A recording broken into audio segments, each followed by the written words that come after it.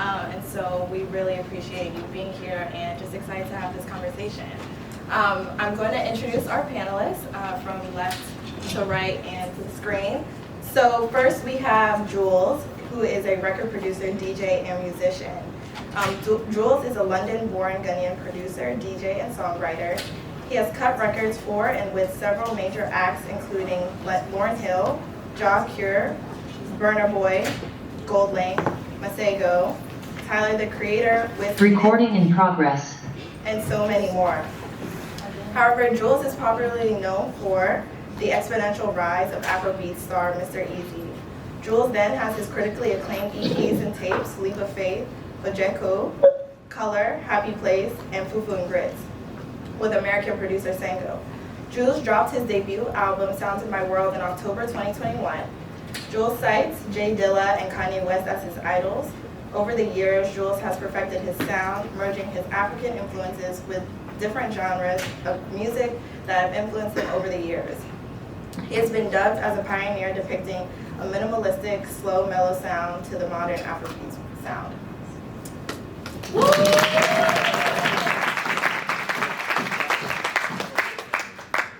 All right, up next to my left, you have Abdul. He is the founder and CEO of Cultural Management Group and Afrocello Festival. Abdul is the founder and chief executive officer of CMG. Afrocello is a festival designed to highlight and elevate thrilling and thriving talent from and within Africa. The festival exists to foster engagement, to boost tourism within Ghana and Africa at large, by providing a space for the diaspora to celebrate culture, by appreciating African music, food, art, and culture curated from a native's perspective. Abdul holds a bachelor's in psychology, biology from Syracuse University and a master's in public health from CUNY Hunter College. Abdul and Afrocello have been featured on BBC, CNN, Essence, Vogue, GQ, and so many others.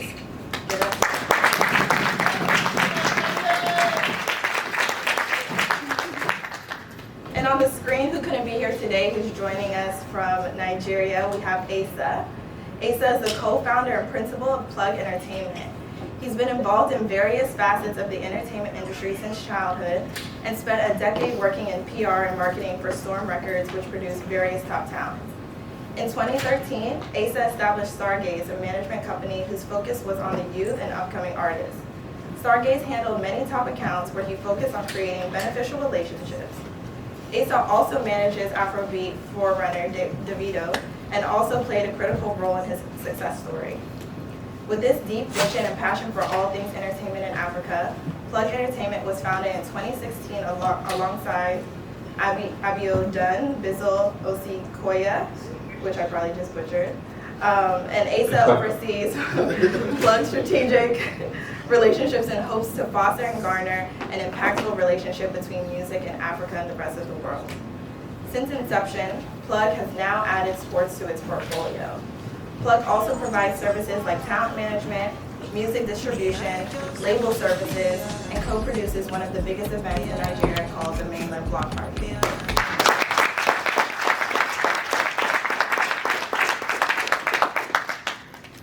So I guess we can jump right into it. So a wise man once said, that wise man is you, Abdul, the culture doesn't need to change. The way we communicate our culture does. You all have been trailblazers in African culture and pushing the culture forward globally, specifically along the continent and also in the Western world. And for a long time, African culture wasn't the cool thing to know. Afrocello Feeds is an initiative where we look forward to just collecting, packing up the food and the meals, and going to the communities. Today we'll be going to 2 stops, Nima and Jamestown. This project is important to us because, as you know, we invite people to come home here to Ghana and enjoy the Afrocello experience, but it's important for us to allow them to see the more vulnerable side of the country and the less fortunate and things that they can do to kind of impact the lives for the greater good. Organizers say some 600 meals were delivered today. Between these programs and the festival, Abdul is confident they're helping position Ghana and the rest of the continent. What role does music and entertainment play in changing and influencing the perspective of those here in the Western world and in the entire African diaspora globally? And what responsibility have you all taken to see this through in your various careers? And we can start with Abdul. Thank you so much for having me. It's a pleasure to be in front of all of you. Obviously, music is connecting us. When you think back, let's just put Afrobeats to the side for a second. We all visited Jamaica through Bob Marley's music, right? It created a vision ahead of something that we wanted to be a part of. So anytime you hear Bob Marley, you automatically think of yourself being on the beach. And we feel like we could do the same thing for African music, right? We have some amazing talents that were recognized on the continent way before the U.S. and foreign markets started to kind of appreciate them for the talents that they were.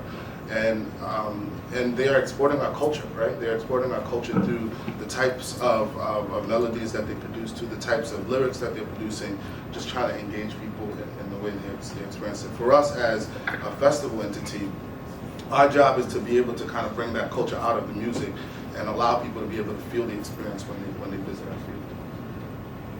Yeah, thank you for having me. Greetings to everybody, all amazing Africans in the room. To answer your question, I think music definitely brings us together. And in regards to diaspora, and if you're going towards the avenues of African Americans, I think the music has triggered thoughts into where some African Americans are from. I think a lot of them aren't too aware of, their roots, so they do the ancestral test.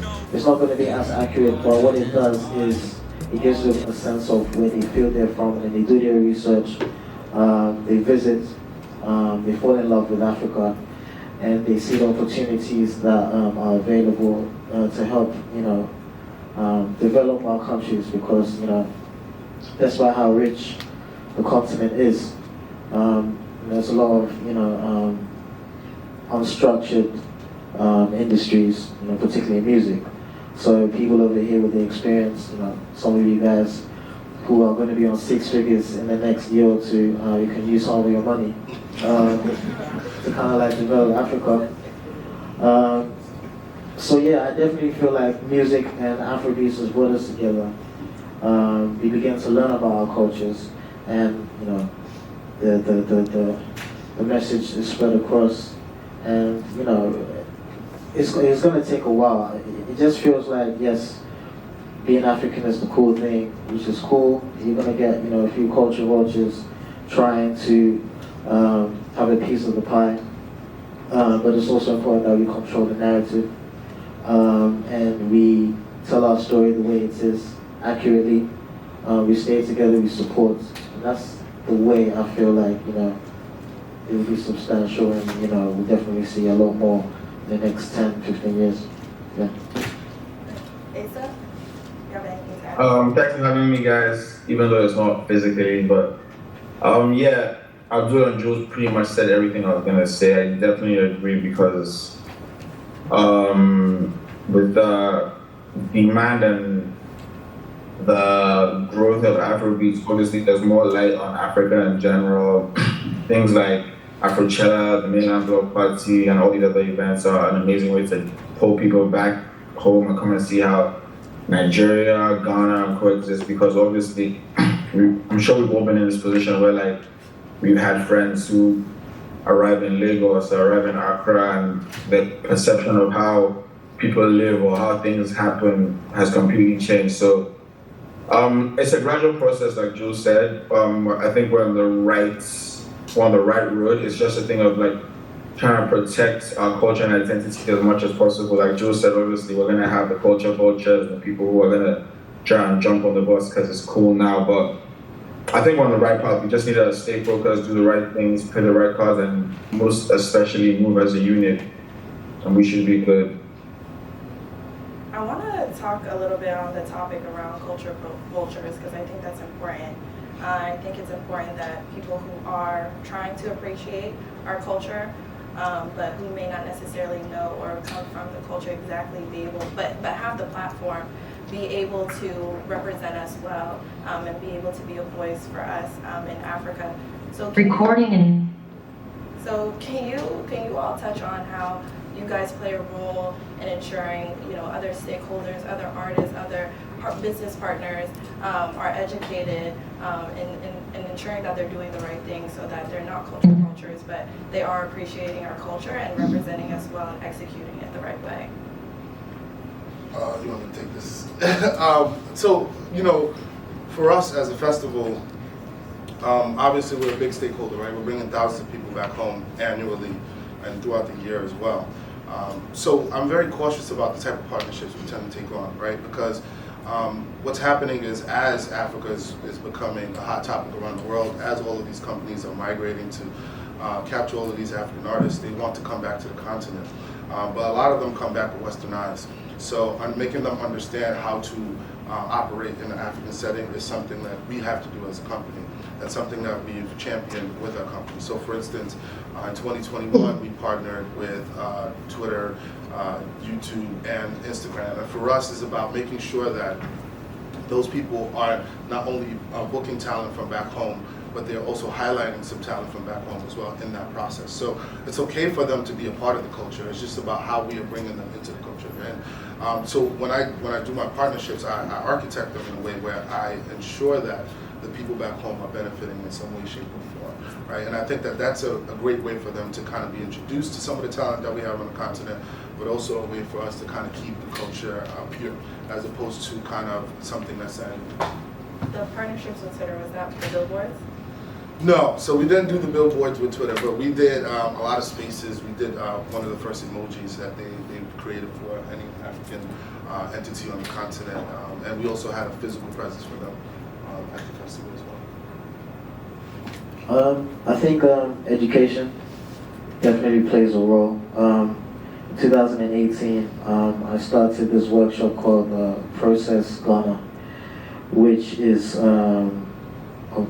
it was a 2-day workshop teaching aspiring producers and artists about the challenges of the music business and telling them what they need to know. You'd be surprised that, with all the talent that we have in Africa, there are so many people, and even people in the industry right now, who are really not aware of a lot of the things with regards to royalties, streaming revenue, splits, how to negotiate certain contracts, blah, blah, blah.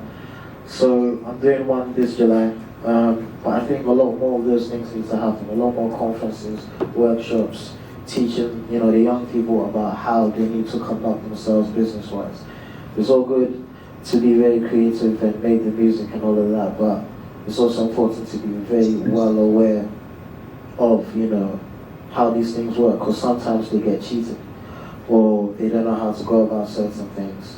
And, that's where the manager comes in at certain points in time, but then it's also important for artists to be fully aware of, how these things work. So yeah, education definitely is important so that they know how to conduct themselves. And I guess collaboration as well, right? We're talking about cultural vultures. You have some of these superstars from different, sides of the earth coming to Africa, and creating the sound and taking it back and then packaging it like it's theirs and never giving us the credit. Don't want to mention any names, I'll get in trouble. That's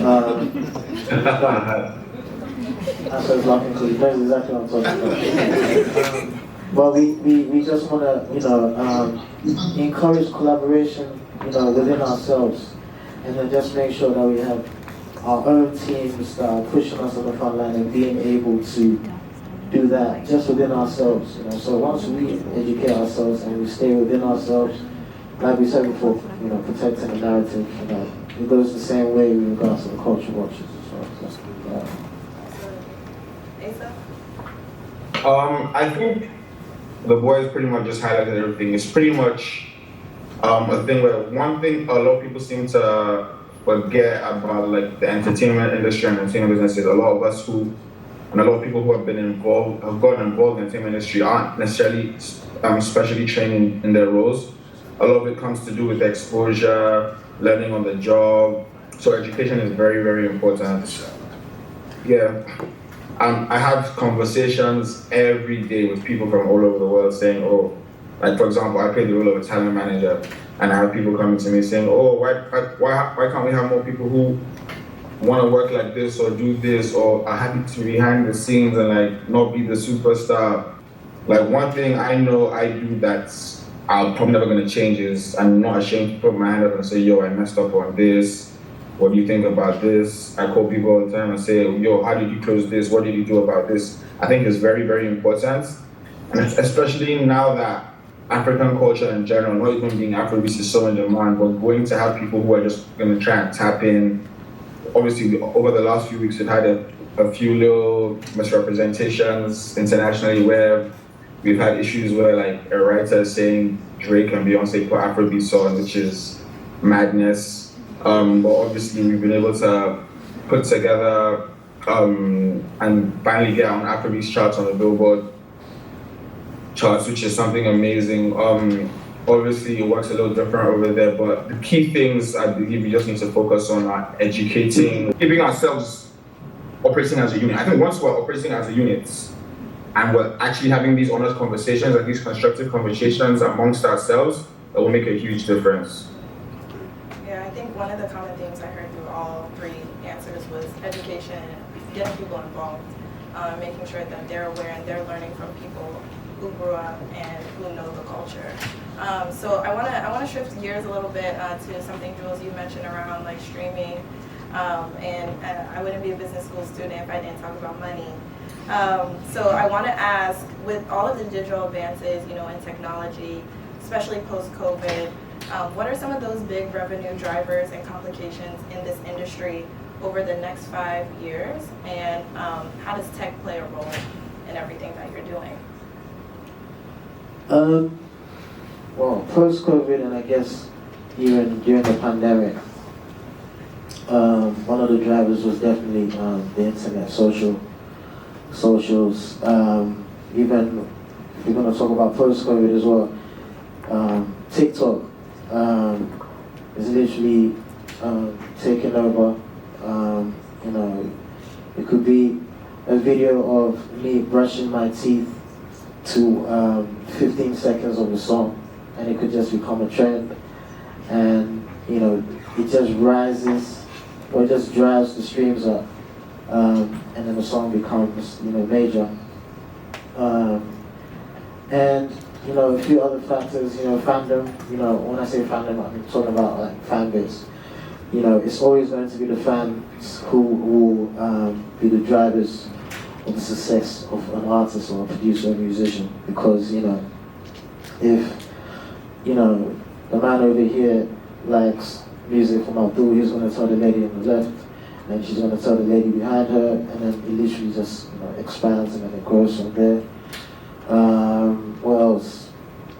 I guess, yeah, conceptual, concepts, you know, non-tangible tokens, NFTs, these days, the visuals, you know, the visual art aspect of things, you know, all of these artists who have the ability to create some amazing, you know, digital, you know, arts, they're able to, like this room, for example, while we've been doing this all day, I've just been looking at how crazy this room looks, and you could turn the lights off and some of these creative artists could turn this into like, you know, a museum and create an experience, you know, for the music, and when people see that, it just captures their attention, and, you know, all of those things, you know, just boost, you know, the whole profile of, you know, an artist.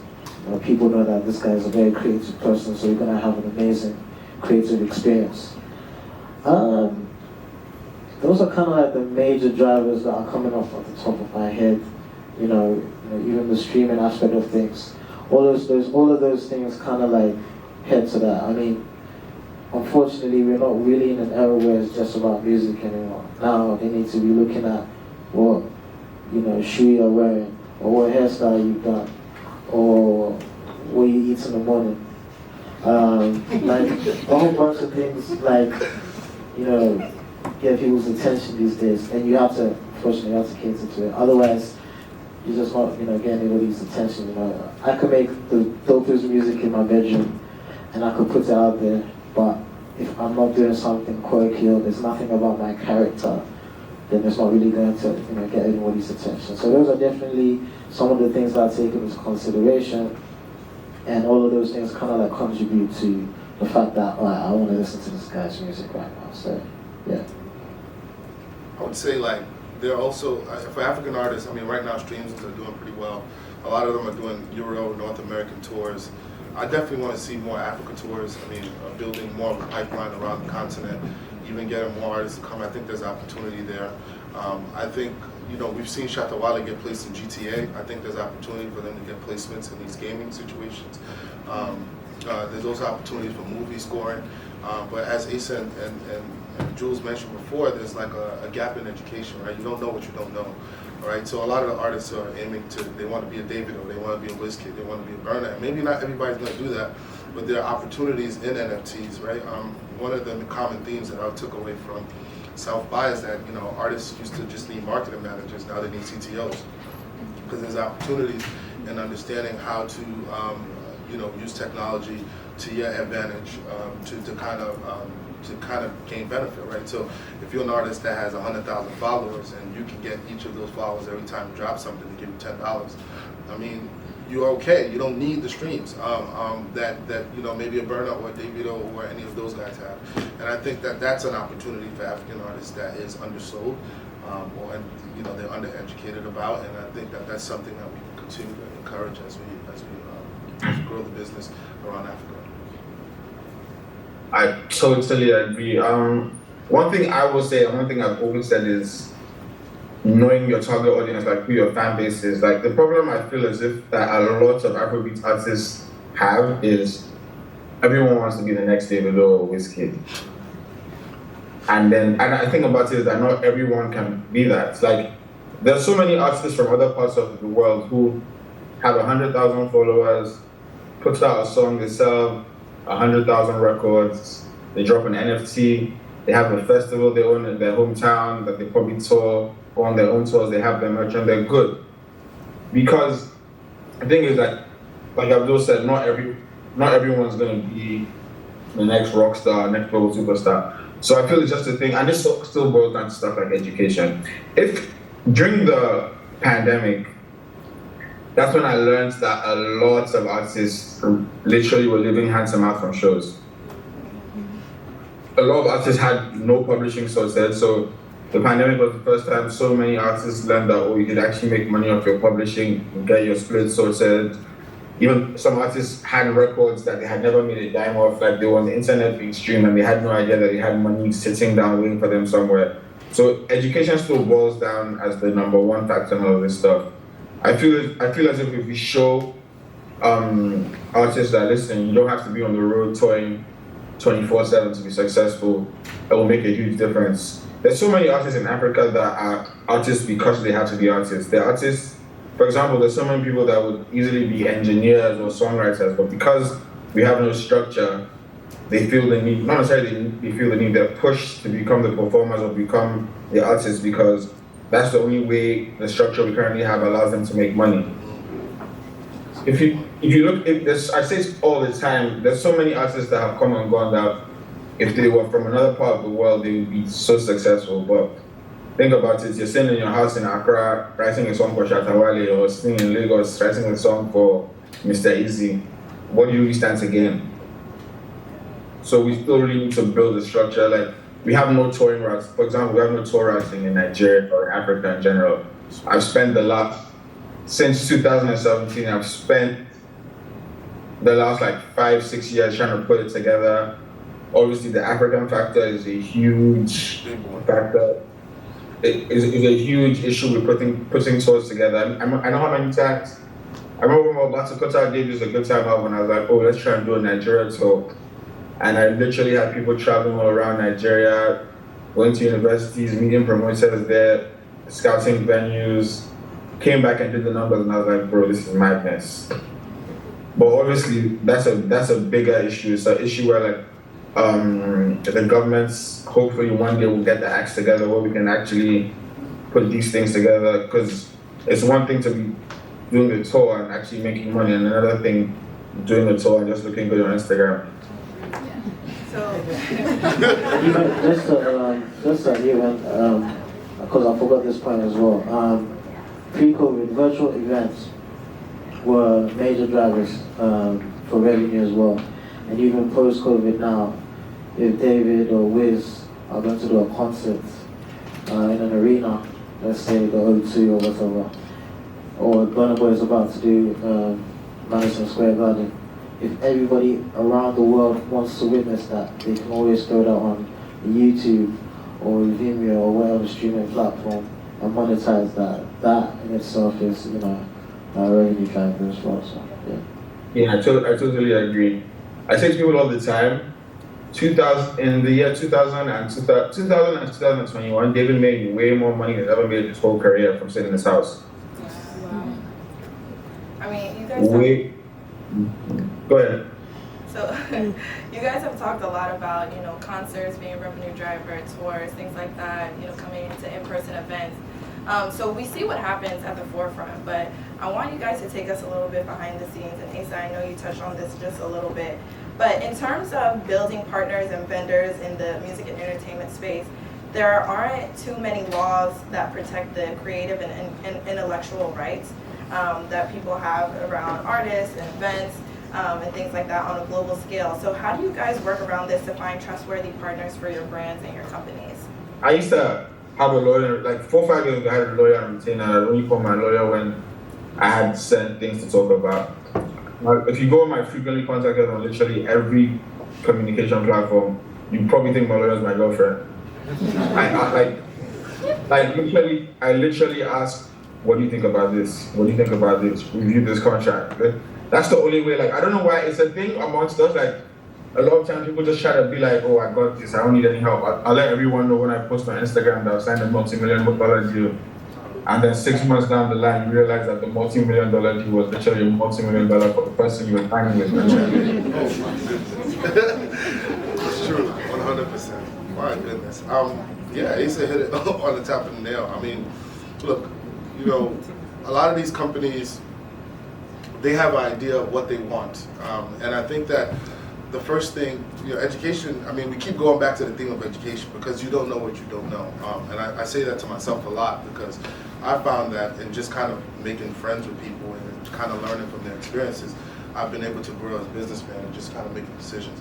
And also, like, don't just be quick to say yes because you see money. I think that that's one of the things that I've always been cool with saying a slow yes instead of a quick yes or instead of a quick no. I think it's important for you to understand why they're coming to you and what does that mean.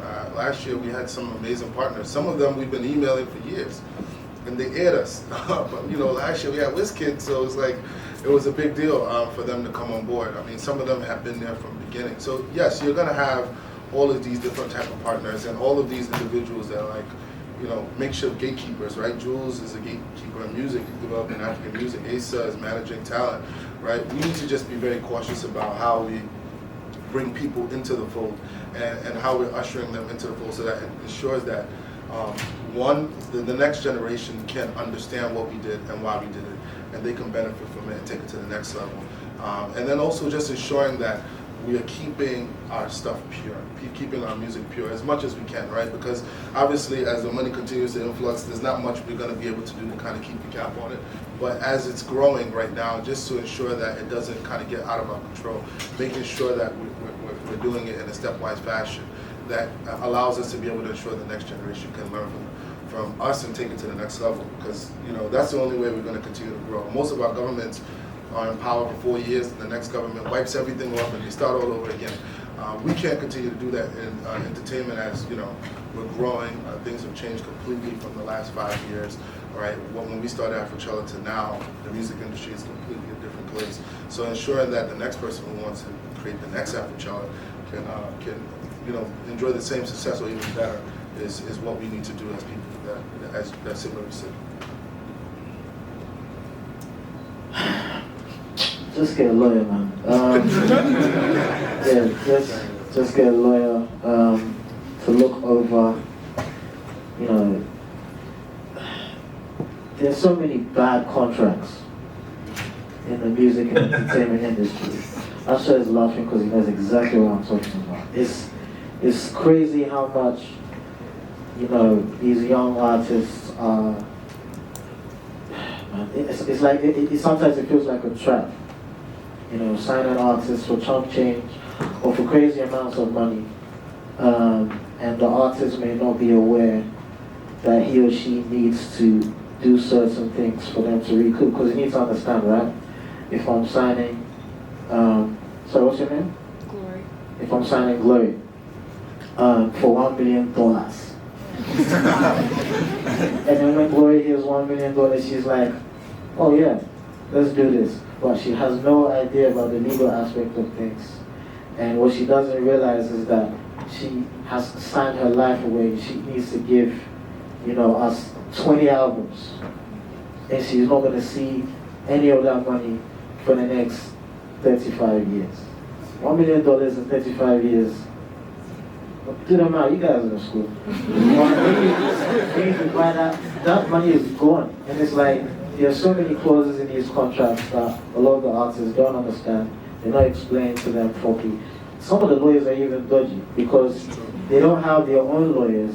And so the labels give the artists lawyers and say, yo, this guy's going to represent you. And then they just do all sorts of dodgy deals behind the back. So again, we're going to go back to education, right? Because we're in Colombia, we're going to school, right? So it's education. Like, the young artists and even the music managers just need to be aware of some of these legal clauses to some extent. But then, like Asha said, his lawyer is like his girlfriend. You have to literally understand, all the, the little basics and then get these things explained to them. Otherwise, we're just going to be taken, advantage of all the time. In my opinion, anyway. If you want to sign a $1 million, then it's cool. I mean, we have to take into consideration, a lot of these artists have never seen this type of money before, right? So, and some of them are actually going through some real life struggles, right? It may look fly in the videos, but it's not fly back home. So it's like, it's enticing. Like, when you see money you've never seen before, it's enticing. So, it's not scary though. It's scary. It is scary, but like if somebody comes, like if I'm on the, God forbid, but if I'm on the brokest of broke, and then someone comes to me and is like, I have $1 million, I can't lie to you. There's something inside me telling me, yo, where's this? Why $1 million? You have to ask questions. I feel like you need to encourage people to again, trigger thoughts. Like, you have something special. If an artist is blowing, like a typical example is CK. CK is blowing amazingly. Asha doing a great job with him as well. His song's going viral on TikTok. Now he's this superstar across the world. If somebody's gonna come to them with an amount like 5 million, CK knows that I'm super talented. Why are they offering me 5 million? Let's look into the deal. Maybe there could be more. Maybe there could be less because he needs to recoup that money back. All of these questions need to be asked. So, I think, we need to encourage a culture of, letting people, take their time, getting the right people to explain things to them so that they don't sign, all sorts of dodgy deals and then get in trouble. We see this every day. Kanye West posted one contract that he signed 20 years ago and he's letting us see all the details of it and it was horrendous. So, they're all lessons that we need to learn. Well, if you need a lawyer, there's one right here. But no, I appreciate that insight. That's helpful. So I wanna switch gears completely. We'll do a 180. I'm the only woman up here. Music and entertainment continues to be male dominated, but like in every other industry, we're seeing a shift. So in music and entertainment specifically, what changes will we need to see and partake in to ensure that misplaced and inherent biases are removed in the industry?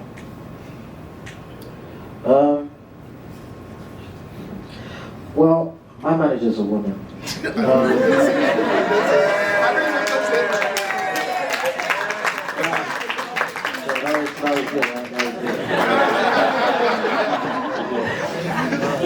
My manager is a woman. She's been managing me for almost 6 years now. And I've seen a lot of the challenges. She'll come to me personally and say, these guys always want to come to you directly, right? And there were moments where I'm just like, don't worry about it, I'll handle it, this, that, and the third. And it gets frustrating. So I have to step in and be like, speak to her, because it's my job to make sure that she is respected. And if they want to conduct the business accordingly, please speak to her. There are going to be times when she's going to be overwhelmed with stuff, or she's not going to be able to get back to stuff. That's literally how everyone is. But if I have a relationship with someone like Abdul or Hassan, I'm like, yo, these guys want to do something, we will have the conversation. But I always say to them, when I have a conversation with my manager, we all come together and have a proper discussion, because at the end of the day, they need to know that she's at the forefront. In regards to making sure that we do, at the end of the day, this whole, it's a man's world thing, right? It's been going on from my parents' time and my grandparents' time, even African tradition as well. The woman is always supposed to be doing this and the woman is always supposed to be doing that. Obviously, times have changed, and I feel like it's important to make sure that we make that pretty clear, And I believe that working with women is the best thing. Like, Charlie, they take. I learned that last year. Trust me, changed my life. Listen, women take care of everything, like to the T. Listen, you could be putting this table together right now, and a woman will be standing there just looking at you like, this guy has no idea. And it's like, they're able to command it and just make sure everything is perfect. So I just feel like it's up to the men to just make sure that we don't let egos get the best of us, right? Because that is also one thing. I'm a man, so I need to flex out. Fuck that, man. But it's like, let's just make sure that, we uplift them all the time, and yeah, just give them the respect that they deserve. It can be hard sometimes because there are other men who we have no control of, who, may think otherwise. So sometimes you just need to take, control of the situation and be like, yo, this is how it's going to be done. Speak to her, she's responsible, this, that, and the third. Even music to some extent, it's very difficult for the women to break through. And, they need to succumb to all sorts of things. Sex appeal, all of those things. I think all of that should be wiped off. And, yeah, it's a conversation that's going to be happening for years and years to come. But I think we're beginning to see, equality to a certain extent. A lot more women in powerful roles. And, yeah, it's going to be a gradual process. But, it starts from us making sure that we uplift them. So, yeah. Yeah, I think what's even more challenging for us as a culture, coming from Africa, is the traditions. And, I watched my mom and dad grow up where, like, my dad was the head of the household. My mom kind of came secondary. Even though he respected her, he makes the decisions, And so I think it's really important how that culture plays a role in all of this as well, separate from how it plays a role in and of itself in the Western world. I think we have a new generation of African men that are building companies. Cole's right there. She's a Columbia alum. She's operations lead for our organization. The leadership team for my team are women. Our lawyer is a head of content. But they also complain to me, right? So my head of content, she's like, well, Abdul, I have to do all of this content, but some of these photographers don't want to listen to me. So for us as leadership is just really stepping in to try and figure out how to kind of create an environment that allows them to be able to do their work without having to deal with some sort of misogyny or some sort of disrespect. But yes, we do have to get over a lot of culture. There's a lot of re-education that needs to be done, and I think that what we can do as men in these positions is to kind of be allies and ensure that we're stopping any type of disrespect. We're encouraging and showing leadership, or allowing the women in our group to be able to lead and empower them and let them know that nobody can't go around them. You have to deal with them. I think those kind of things are very important, as Jules mentioned about Dana and how we have to deal with her and things of that nature. So yeah, I wholeheartedly agree with Asa. I think women make everything easier. When they're in charge, they are able to kind of drive the process a lot better than most guys. Most guys, we get the ego comes in at some point, right? So it's hard to kind of to manage the situation. But the women that I work with, at least, they're very stern. And what they want to this lady right here is, she always, they do a great job at making sure that we're on point. And so definitely being allies for them is something that we have to continue to educate ourselves about in order for us to kind of change the narrative, change how things are done on the continent specifically, at least. I think again, the boys held it down. They pretty much said everything needed to be said. Over the last, obviously the pandemic gave everyone a chance to reassess their businesses, make changes and everything. And one thing I know is, you see on this Zoom call, like two other people on the call with me, they're both women. They're two of my biggest critics, my girlfriend and my cousin. I'll literally sit down with the two of them and listen to all the criticism they have to say. But if it comes from my little brother or my male cousin, I'll probably get in a fight with them. But one thing I do know is, I got a new assistant last year. She completely changed my life. She's the reason I'm on this Zoom call. I was at a wedding after party having time of my life, and she reminded me, like, yo, don't drink too much. You have to be on this call.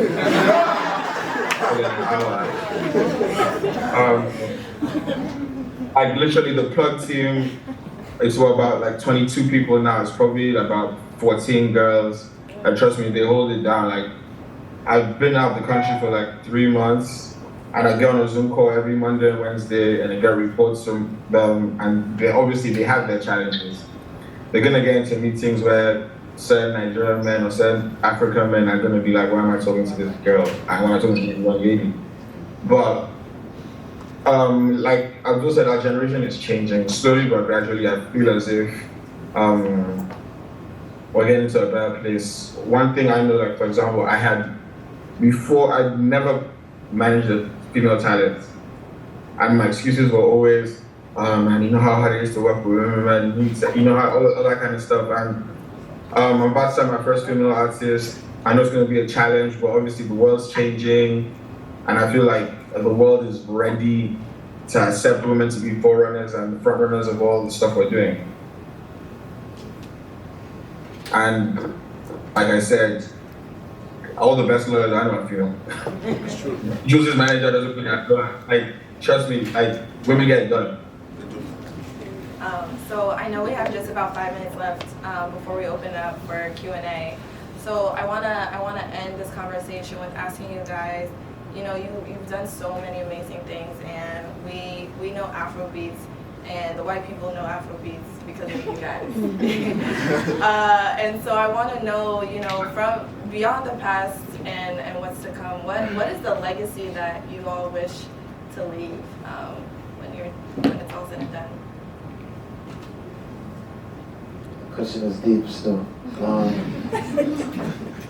What's the legacy? You know what? Before I became a musician, producer, DJ, I was an investment banker for almost 10 years.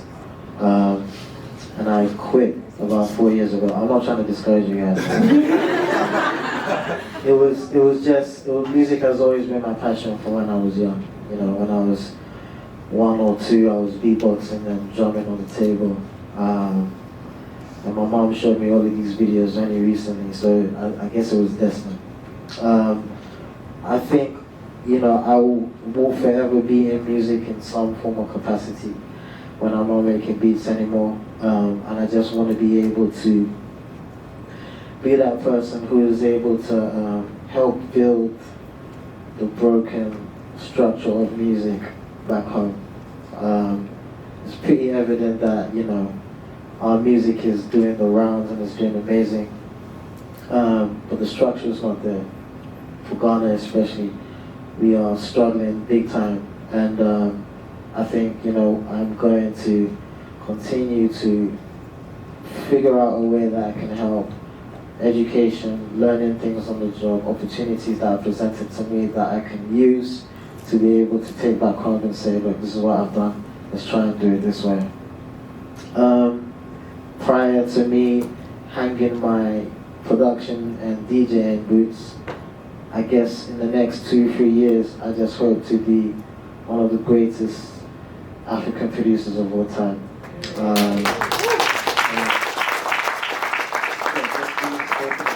in high places. You know, awards are great, but you know, I just want to cement my name, you know, in history as one of the best, you know, people to ever have done it, and be able to. You've been nominated for a Grammy. Oh, the Grammy? Oh yeah.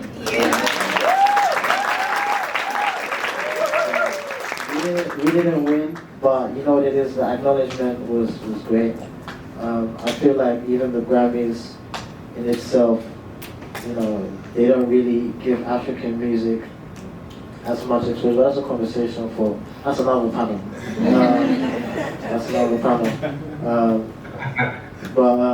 You know, African music is dumped into this world music category, but I just feel like with time we'll be able to do our very own prestigious African Music Award where different African genres of music. You know, people just put Afro beats or all African music in one group, but you know, there's soukous, there's soukous, there's Fuji, there's, you know, High Life, there's Afro House, there's Amapiano. If you're going to Kenya, there's Gengeton, you know, man, there's so many genres of African music. So, you know, we have a long way to go, but I hope that, you know, on that journey, I'll play a very instrumental part in, you know, making sure that, you know, we live up to our high expectations and, you know, Africa, you know, will forever be the greatest place on earth. So, yeah, man.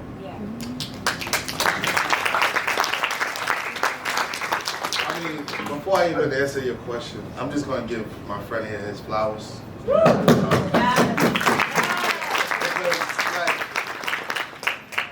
You know, I know him personally, and Jules is probably one of the most humble men I know, period, right?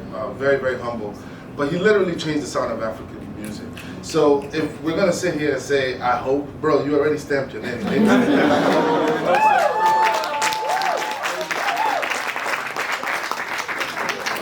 So yeah, bro, like there's no accolades. You don't need any other accolades. With the accolades that you have right now, you changed African music. You already killed that.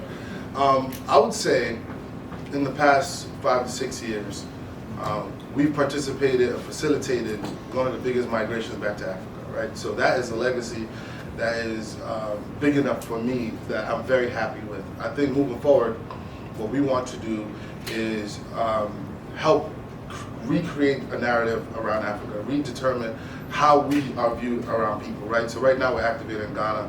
Hopefully in September we'll be in South Africa, and the hope is that we can tell stories from South Africa's perspective and any other places that we navigate from, that we're able to kind of activate in. And the hope is that we can tell those stories in food and music and art and fashion, and continue to kind of change the narrative about Africa, right? I've seen people that I grew up in the Bronx that I had no idea ever that they would ever visit Ghana, and some people that have never ever flown anywhere. They probably have never left New York City, and the first time they got a passport, they went to Ghana, and I think that that is in itself a very big win for us. I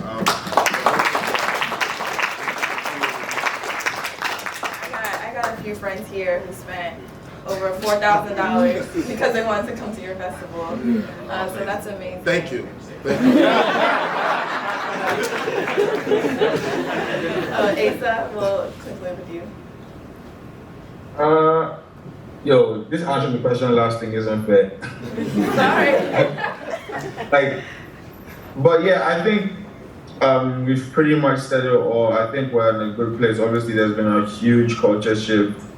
And I'll still go back to one of the keywords from this whole conversation, like education, controlling the narrative, and just us working as a unit is gonna take, it might like, it's all good and nice when you call like Abdul or Jules or me to jump on these panels, but we hope that in 5-10 years we're still having these panels and having these conversations, and they just get bigger and bigger, and events like Afrochella and the Block Party and other events we do back home grow and grow, because that's the plan. That's the reason why we've done all the stuff we've done, so that 10-15 years from, I know, like I get phone calls.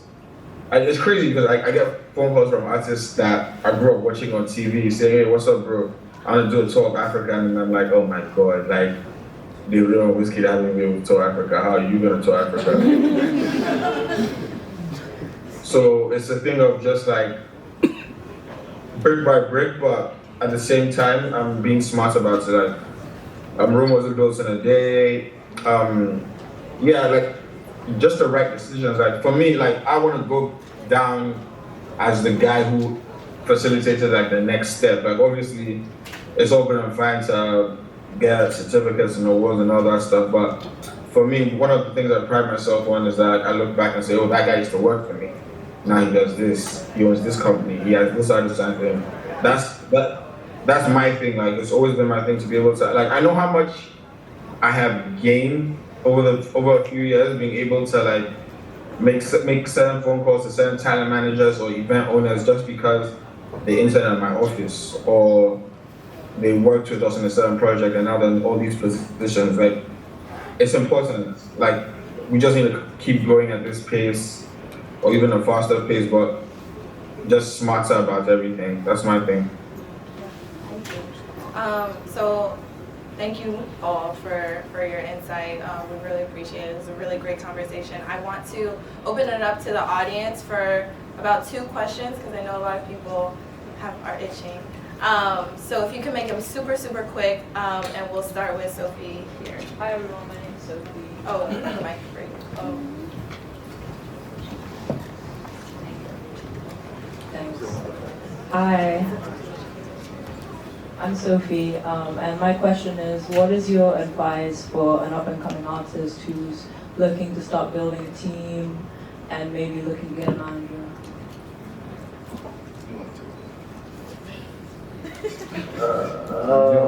Yeah, actually, he's got more experience in this, to be honest. So for me, I feel most times like music-wise, like when it comes to like artists and managers and stuff, in the beginning you always end up having like someone close to you or someone who's known you for a while, starting off as like the first member of the team, like your manager. You have those random occasions where like someone hears your music and passes on and someone out of the music just comes and like, yo, I want to work with you. I feel the most important thing when building a team is building a team with people who share a common goal. Like for me, one of the most important things for me and like my business partner Bizzle, he knows like there's no convincing me about something if I don't mess with it. Like you can spend the next 5 days trying to convince me why white is white when I don't think white is white. I'm never going to be white is white. It takes a lot. There's a certain client of ours that who's very popular now. I remember when Bizzle was like, oh, let's work with this guy. I think he has super potential. He's worked with Jules even, like him and Jules will make some music together. But I was like, nah, I don't mess with his music, nah, cool, I'm more interested. And Bizzle continued pushing. I was like, listen, I'm gonna A&R and EP for this guy. I'm gonna make all the phone calls, I'm gonna do everything. And I'll never forget, it was just before the pandemic hit. Bizzle sends me a SoundCloud thing and he's like, listen to this music. He didn't say whose music it was to me, nothing, just send me the link. I sat on the tour bus. We were driving from Vegas to Denver for the next show on Davis tour. Listened to it, and I replied, what's the release plan? That's how I was into it. And so my thing is, it's not always going to be a situation. You're not always going to find those people who believe in you in the beginning. Like, it might be one of those kind of scenarios where, like Jules had said earlier, it's all about how you look or what you're wearing or your numbers. Sometimes people just don't appreciate the raw talents. So it's the kind of thing where you're going to have to maybe grind for 3, 4, 5. Some people grind for 10 years before they get the big song. Some people grind for 6 months. Everyone's story is different. But I feel it's very important as a talent to be able to know who you're working with. So very, very, like you need to have a certain kind of relationship. I say to people all the time, lock me in a room without David and lock David in another room, I will tell you the exact same thing. One of the clients we represent is CK. For example, the first time since I've been working with CK for like a year and a half. The last 3 months has been the first time where we've traveled together and it's just been me and him for ages. And I feel like for those 2-3 months where it's just been us, we've built a relationship to the extent where like, I might not get 10 over 10, but you can put the 2 of us in different rooms and I can tell you his goals. I think that's important. I think I would not necessarily, your manager has to be your biggest fan, but your manager has to believe in, if he doesn't believe in you, then why the hell is he working with you? Once you can get people who believe in you to a certain extent, that you know are going to be honest with you, not yes men, people are going to tell you, yo bro, that verse is trash.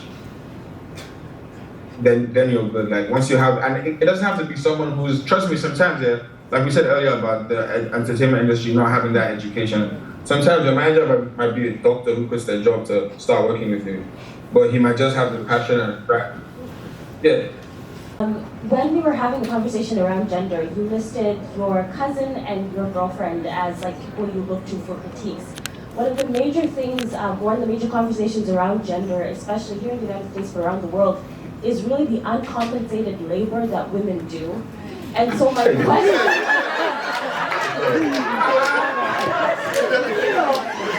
first of all, when they give these critiques to you, are they listed as co-creators, right? Because we do have this issue of, we talk a good rhetoric about, and that's great, but people gotta get paid. And that's just, I'm just wondering how that works for you within your ecosystem.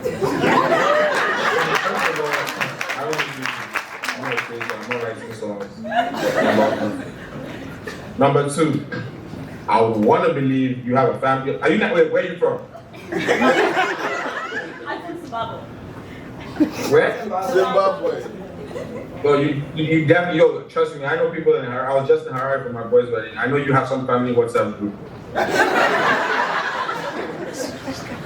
You definitely sit in your WhatsApp group and ask your family for advice.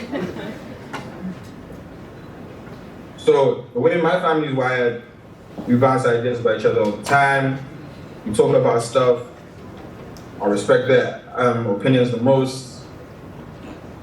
The same way most brothers, sisters, cousins, boyfriends and girlfriends, husbands and wives, I believe they do their thing. It's not like they're coming up and saying, yo, I have this idea, but they don't create my ideas for me.